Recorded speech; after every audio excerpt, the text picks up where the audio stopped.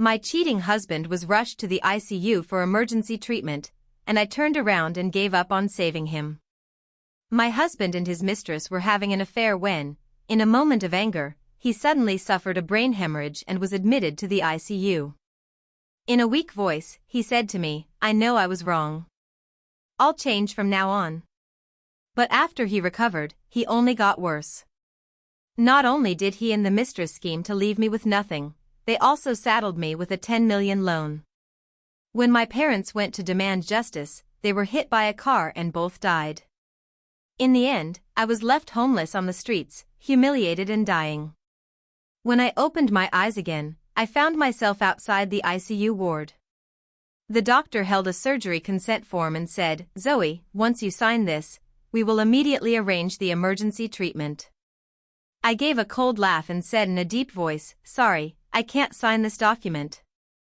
"Zoe, once you sign, the surgery can start immediately. Don't worry, Jake's operation will be led by our chief surgeon, with a success rate of up to 80%. I woke up startled by the doctor's urging, staring at a pile of documents in my hand, my eyes full of confusion. A group of medical staff were busy in the ICU, and my husband lay motionless on the hospital bed. "Sis-in-law, hurry and sign. Jake's condition can't be delayed any longer." Jasmine pushed me, and only then did I realize I had been given a second chance at life. In my previous life, Jake had an affair with his secretary Jasmine. Because things got too reckless and emotions ran too high, he suffered a sudden brain hemorrhage. By the time I arrived at the hospital, he was already lying in the ICU, fighting for his life. Jake knew he couldn't hide his affair anymore. Grabbing my hand, he kept apologizing and admitting his mistakes. He said he was wrong and promised to change. He even said he was a worthless man who had let me down, and that after his surgery, all the family assets would be transferred to my name. I still softened, thinking of the years we had been married. I signed to save him. But in the end, I was just too naive. After he recovered, not only did he show no sign of change, he even escalated things by moving Jasmine into our home. Under their scheme, I was forced to sign away everything and leave empty-handed. They took over all the family assets and left me with tens of millions in debt. My parents, on their way to seek justice, had a car accident and both tragically passed away. They lived happily and blissfully in my villa, enjoying their joyful days together. Meanwhile, I was left homeless, starving, forced to scavenge for food alongside wild dogs in the garbage. In the end, I was humiliated and killed by a homeless man. "Sis-in-law, what are you daydreaming about? Sign it quickly." Jasmine grabbed my shoulder, urging anxiously. Seeing her like that, I couldn't help but find it amusing. I used to think she was a responsible secretary and treated her well in my past life. But in the end, she actually climbed into Jake's bed. What a bitch. I ignored her and just looked at the doctor, saying, "What did you say the success rate of the surgery was just now?" 80%. I reached out and pushed away the document in the doctor's hand, saying coldly, "Only 80%? I won't sign this. I need to find the best doctor for my husband. I want him to survive 100%. The doctor was stunned when he heard me say this. After a moment of hesitation, he said, "Miss Zoe, there is never a 100% guarantee in the operating room. Once we start, we will do everything we can to save the patient. Please trust us. The patient's condition is a race against time." I was well aware of this. Achieving a high success rate with a brain hemorrhage is already remarkable. But facing the man in the ICU, I wasn't foolish enough to let him live only to team up with the mistress against me. I broke down crying and said sternly, "I want 100%. If he dies on the operating table, can you take responsibility for that? If there isn't a 100% chance, I won't sign. I can't send my husband to die." Seeing my state, the doctor was frantic, but he was helpless. Because this kind of thing is all too common, outside the ICU rescue room, people break down every day. Countless people are too afraid of the surgery failing to sign. He could only keep urging me, saying this was already a very high success rate. If we delayed any longer, the condition would likely worsen. Sis-in-law, it's too late to find another doctor now, you'd better sign quickly. Jake's condition can't be dragged out any longer. Jasmine's tone shifted from anxious to angry and impatient. She looked as if she was frustrated that I couldn't live up to expectations. Probably thinking that my husband was inside waiting for emergency treatment, and here I was, having the nerve to cry. Sis-in-law, you have to trust the doctors and sign quickly. The longer the delay, the worse it will be for Jake. I looked up at her and asked in a low voice, Miss Jasmine, tell me, how did Jake suddenly have a brain hemorrhage? Jasmine was taken aback, stammering for a long time without saying a word. Jake and I met in college. His parents had both passed away, and he was known as a poor student at school, often having to rely on part-time jobs just to afford meals. Although we were very poor, when Jake was pursuing me, he was willing to work a part-time job for 3 months, scrimping and saving to buy me a necklace I really liked. He was willing to walk 2 kilometers under the scorching sun just to save the bus fare, so he could save money to buy me marinated snacks he never dared to buy for himself. It was because of these actions that I was deeply moved. Even if he was a bit poor, as long as he loved me, I didn't mind at all. After graduation, I took over the family business, and he was arranged to work in the company. Before long, he showed his business talent. I didn't worry at all, instead, I was happy for him. After we got married, I even handed the company over to him to manage directly. I stepped back to the sidelines and became a full-time housewife. During the days I wasn't at the company, although I often heard rumors about him and other women, I always believed in his character. But today, I found irrefutable evidence of his affair with Jasmine on the dashcam. It was precisely because the two of them were playing around so recklessly that Jake suddenly suffered a brain hemorrhage in a moment of agitation. He betrayed me, yet still expected me to save her. In my past life, I was deceived by his pleas for mercy, and my soft heart made me pay a terrible price. I thought he would change. I thought, at the very least, he would remember my kindness for the sake of our marriage. But in the end, he was nothing more than a farmer and a snake. Jasmine watched the seconds tick by, growing increasingly anxious. She began to turn the tables on me. Sis-in-law, can you please stop making a scene? I know why you've been refusing to sign. You suspect Jake has someone else, but it's just suspicion. I'm his secretary, and I can guarantee he doesn't have a mistress. Just sign quickly, okay? After she spoke, the people around began to point fingers at me. They saw me as an unreasonable woman, kicking my husband when he was critically ill. Even the doctors looked at me with disdain. Jasmine thought she had the upper hand and threatened me, sister-in-law, I hope you know a bit about the law. If Jake dies because you didn't sign the consent form, you will be held legally responsible. Even if he has no parents, I will seek justice for him. Hearing this, I suddenly smiled. Secretary Jasmine, I just asked you why Jake suddenly had a brain hemorrhage, and you didn't answer me. There are so many people here, I might as well let them see the truth. With that, I pulled out my phone and played the dashcam footage. My dashcam records audio, and Jasmine's babbling voice echoed outside the operating room door. The confused gasps were heard clearly by everyone. Jake, do you think that yellow-faced hag would be angry if she knew about us? What right does she have to be angry? Don't even mention her, she's bad luck. The voices, the sounds of movement, chaotic and disgusting. Everyone present was dumbfounded. I sneered at Jasmine, Secretary Jasmine, I won't hold you accountable for being the mistress. But if anything happens to my husband, you can count on paying with your life.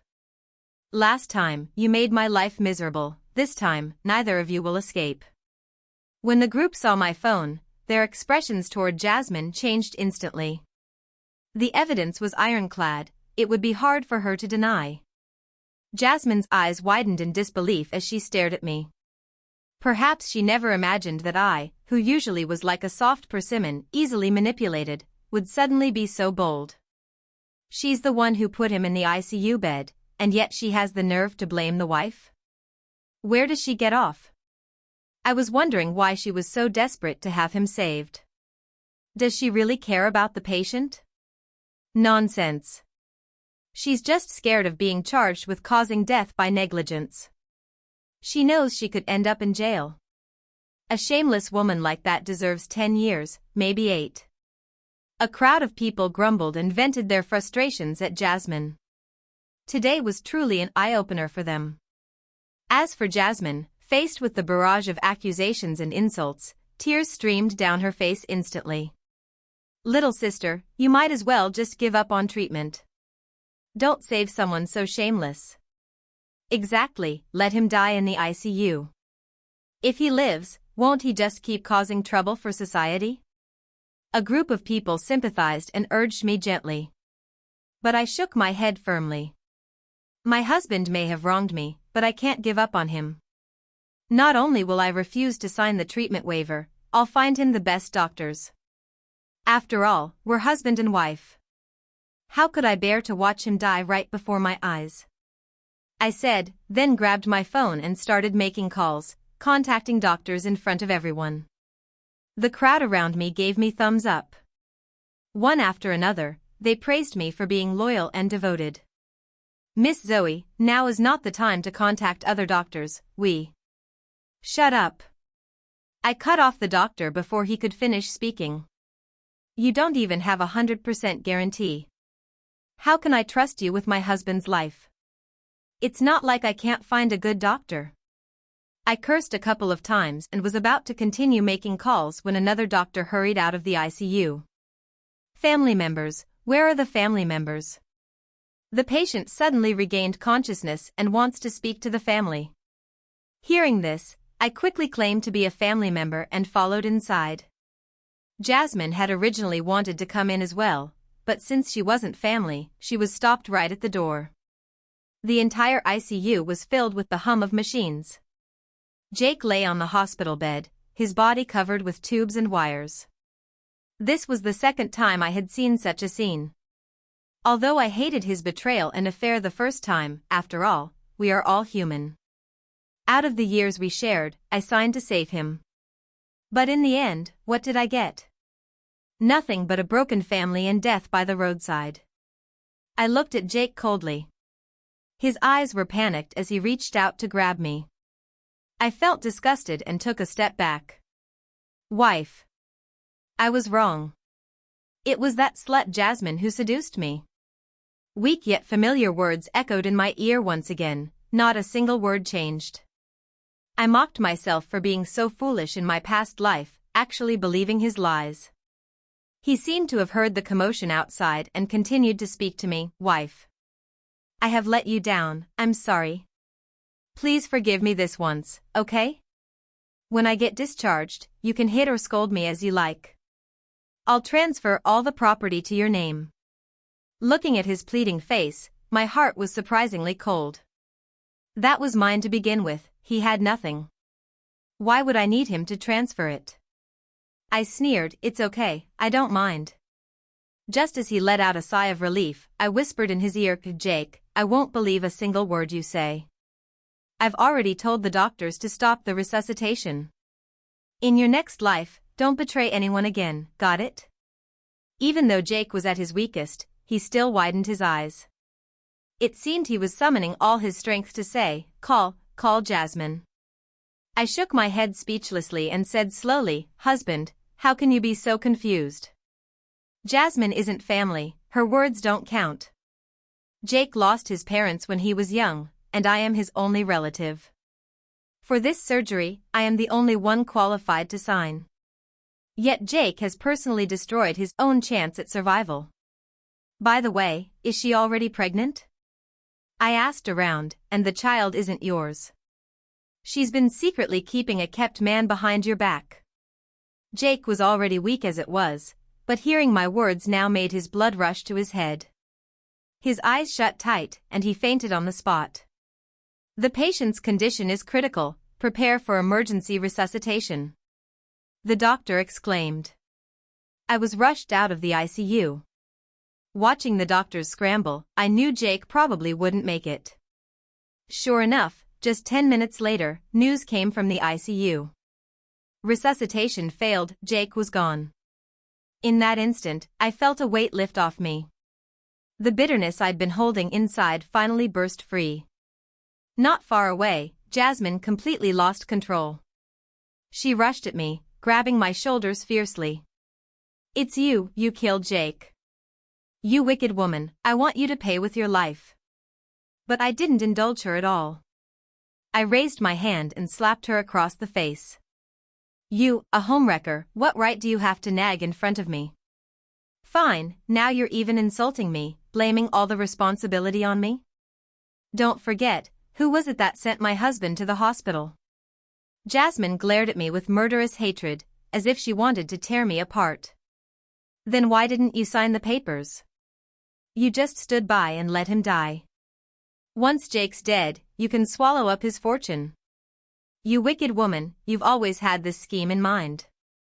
Immediately, everyone's gaze turned to me. It seemed they thought Jasmine had a point. After all, my behavior did look like someone scheming for an inheritance. I didn't hold back either, raising my voice to the crowd. "My husband comes from a poor family, even having enough to eat was a problem. His current company, car, and villa, all of these I gave him. Who would have thought he'd be shameless enough to eat my food, live in my home, use my things, and in the end, spend my money chasing after another woman? You all tell me, is he even human? Tell me, do you think I'm so greedy over my husband's meager belongings?" At my words, the crowd seemed stirred, one by one. The money was mine to begin with, as for scheming for wealth or worse, impossible. The onlookers couldn't help but curse Jake for being shameless. A freeloader still has the nerve to look for a mistress? He deserves everything that's happening to him. Jasmine was so overwhelmed by the insults that she didn't dare to say a word. I looked at Jasmine, eyes blazing with anger, and showed no mercy as I continued, accusing me of letting him die? I let out a cold laugh at her words. Every sentence she spoke seemed to place her on a moral high ground. But I knew the truth, she didn't care about Jake at all. The only reason she was upset was that if Jake died, she wouldn't get a single cent. The only thing she cared about was money. What dog's eye do you have to accuse me of letting him die? I've been contacting the nation's top doctors non-stop. And you? Besides crying and blaming me, what have you done? What right do you have to judge me? Jasmine was left speechless by my retort, only able to glare at me with eyes full of resentment. I snorted coldly in my heart. After all, I've lived 2 lifetimes, how could a mere mistress like you compare? If you don't say it, I wouldn't have noticed either. She just keeps blaming others but in the end, does nothing herself. Exactly, all talk about caring for the patient, anyone can say that, right? A group of people pointed fingers and whispered, and Jasmine didn't know how to respond. I looked at her coldly, feeling not a shred of sympathy. In my past life, when she destroyed my family and left me homeless on the streets, she was far crueler than I am now. It's just a bunch of people insulting you, what's the big deal? No matter what, you're the one who killed Jake, you murderer. Jasmine gritted her teeth at me. I almost burst out laughing. Calling me a murderer? That's just ridiculous. Fine, let's call the police then. I didn't hold back and immediately took out my phone, ready to report her. I want to see who ends up in jail. If it weren't for you causing my husband's brain hemorrhage and landing him in the ICU, would he have died? I was just trying to find the best doctor for my husband. Missing the optimal treatment window, how is that my fault? The group of patients' family members nearby saw this and started cursing Jasmine as well. As a chorus of curses erupted, Jasmine could no longer stay put. She shot me a resentful glare, left me with a warning to wait, and then fled the scene in disgrace. I put down my phone without calling the police again. Turning her in now? That would be far too easy for her. When my parents learned that Jake had died because of his affair, they were furious beyond words. They believed that scoundrel deserved his fate and even vowed to make that woman pay the price. Watching the righteous anger on my parents' faces, I felt a warm glow inside. Whether in a past life or now, they always found a way to care for me. Fortunately, this time, they wouldn't be hit by a car and die just for seeking justice for me. I declined my parents' help. I can handle this matter myself. After hastily dealing with Jake's affairs, I began having the company investigated. I hadn't realized until now that the two of them had long since started transferring assets. I just hadn't discovered it before. Especially Jasmine, who had already taken a large sum of money from Jake. Did she really think I wouldn't find out? You took what's mine, I want you to give it all back to me. I immediately started contacting lawyers. This was money Jake gave to his mistress during their marriage. According to the law, I can get it all back. Not only that, she abused her position to embezzle a large sum of money from my company, and she must pay the price for that too. However, what I didn't expect was that before I could even confront her, she struck first. I was cyberbullied. An online post titled "Viperous Woman Refuses to Save Husband Outside Operating Room to Seize His Fortune" went viral, fueled by those with ulterior motives. The post painted me as an utter scoundrel, willing to do anything for money. It even claimed I was extremely harsh with Jake, not allowing him to talk to other women, and making him kneel on a washboard if he came home late. And what about her and Jake? Their affair was twisted into a proper relationship under oppression. Reading that post made me want to laugh. I've never seen such a shameless mistress make an affair sound so justified. But the onlookers didn't care about any of that. Once their emotions were stirred, they all started cursing me out one after another. Overnight, I became a rat crossing the street, someone everyone wanted to beat. With the outcry from a group of concerned citizens, I was completely painted as a vicious villain. Someone found my residence and splattered chicken blood on it late at night. Fortunately, I had already moved out long ago, so I wasn't affected by their actions. Outside the company, groups of zealous people would occasionally appear, holding banners and calling me a money-hungry, life-destroying wretch. The company's business was also impacted. Seeing this, the employees were all deeply upset and indignant. They all knew that Jake was messing around with Jasmine at the company and that the things online were slanderous fabrications.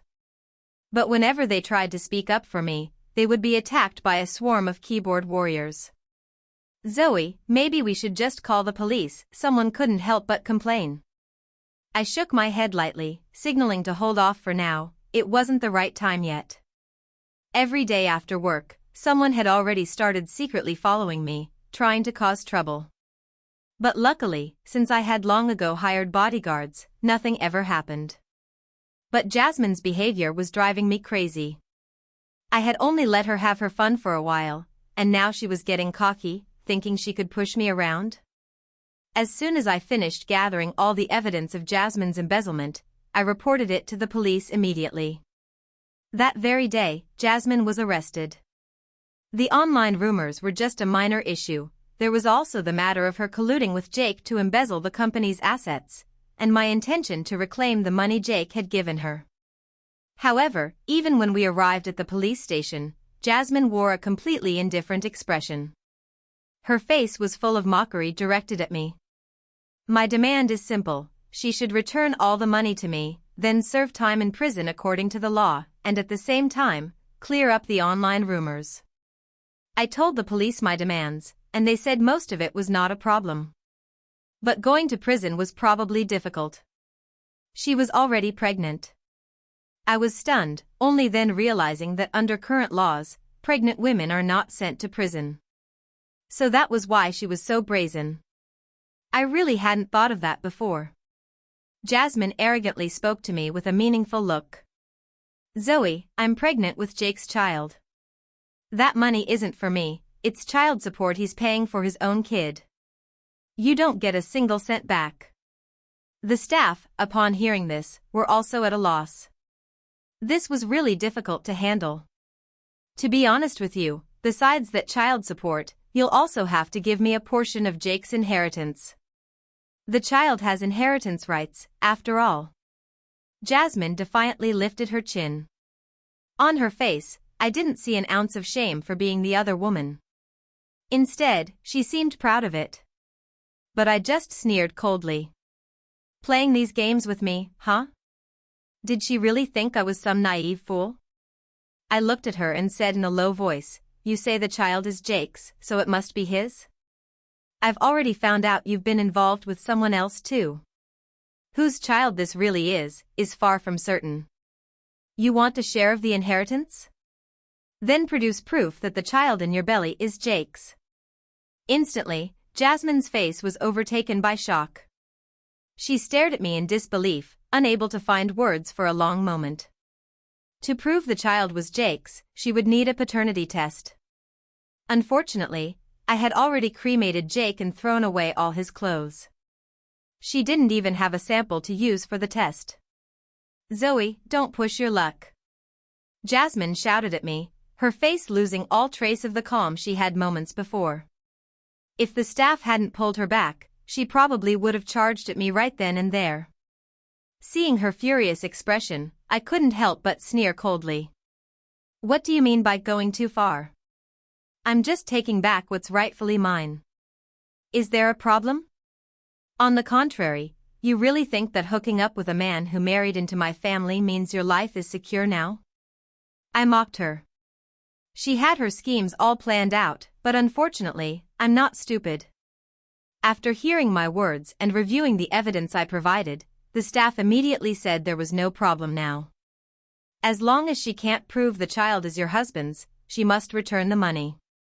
I smiled faintly and, in front of Jasmine, continued, "Actually, even if the child in her womb is my husband's, it doesn't matter. My husband and I had already done a property notarization before marriage. Everything belongs to me, not a single cent to him. When I married Jake, my husband insisted on the notarization himself to prove he had no other intentions. Even if we divorced, he wouldn't take a penny from me because it was all premarital property. In my past life, although there was also notarization, later on, under the scheming of Jake and Jasmine, everything was transferred to his name. In the end, I was tricked into a fake divorce with Jake and ended up with tens of millions in debt. But unexpectedly, the fake divorce turned into a real one. I was left with nothing, kicked out of the villa, and burdened with massive debt. This time, the premarital property notarization became my saving grace. Jasmine wanted to claim the inheritance through the child in her belly, which was almost impossible. Seeing that she couldn't get a penny from me, Jasmine completely lost it. Pointing at me, she started cursing wildly, "You murderer! Killing your own husband wasn't enough, now you want to wipe me out too, driving me to death?" Hearing this, a faint curve appeared at the corner of my mouth. "Drive you to death? No, I'm the real victim. In my past life, it was you and Jake who drove me to death." The police, upon hearing the words murderer, immediately furrowed their brows. "What's going on?" Jasmine hurriedly shouted, "I'm reporting her.